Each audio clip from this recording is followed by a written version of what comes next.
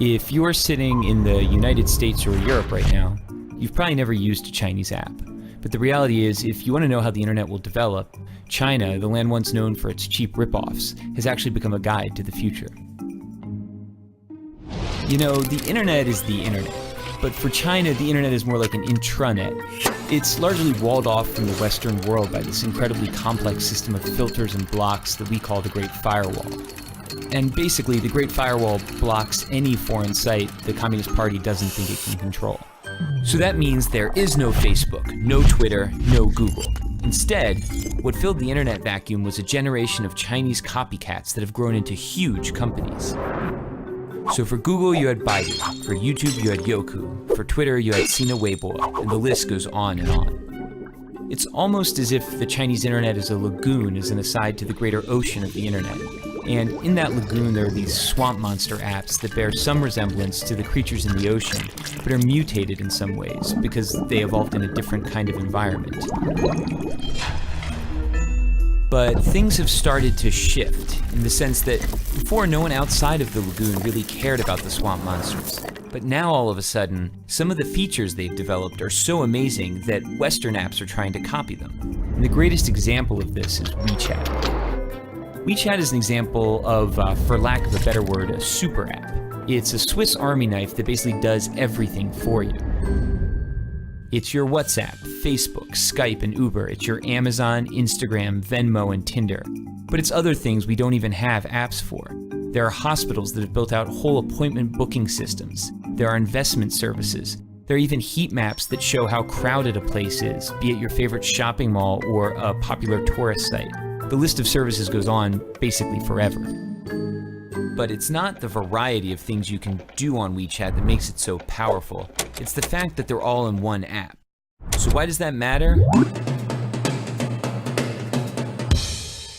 Hypothetically, imagine you're sitting at home and one day you notice your corgi is dirty. You open WeChat, hit a few buttons, and a few hours later a man shows up at your door with some shampoo and a big vacuum.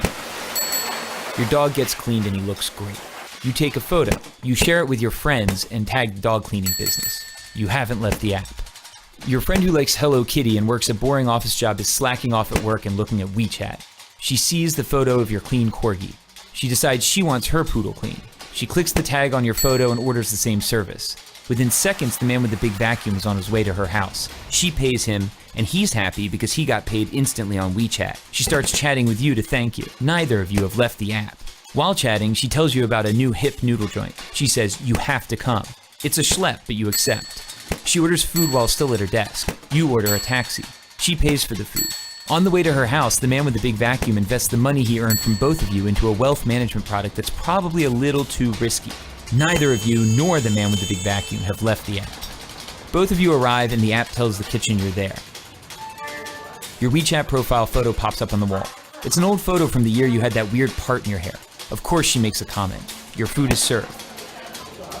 You notice your meat is a bit overcooked, so you snap a photo and post a disparaging restaurant review. You're already on your phone and you remember you still owe your friend money because she paid. You transfer her money. Neither of you, the man with the big vacuum, nor the restaurant have left the app. At the restaurant, there are no menus, there are no waiters, there is no cashier. There is only WeChat. By rolling so many functions into one single app, it's altered the concept of virality.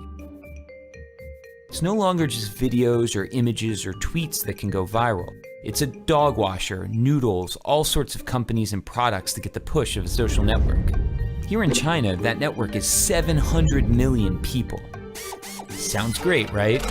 Well, it is, but using a single app to find a date, schedule an oil change, or notarize a document also enables WeChat to collect a staggering volume of personal data. They know what you talk about, who you talk about it with, what you read, where you go, why you're going there, who's there, how you spend money when you're online, how you spend money when you're offline. The list goes on indefinitely. For advertisers, this is a miracle. It's the combined data of Facebook, Amazon, Google, and PayPal, all in one place. The problem is, all of the data is information Chinese companies are forced to share with the Chinese government, which has a long record of human rights violations and isn't exactly shy about stalking its citizens. So if you're not in China, why does this matter? It matters because we're starting to see a number of Western tech companies attempt to replicate super apps like WeChat. For the companies, it's incredibly powerful, and for you and me, it's a convenient and even transformative technology. But of course, it could also be problematic. Concentrating so much data in so few hands could lay the groundwork for an Orwellian world where companies and governments can track every single movement you make.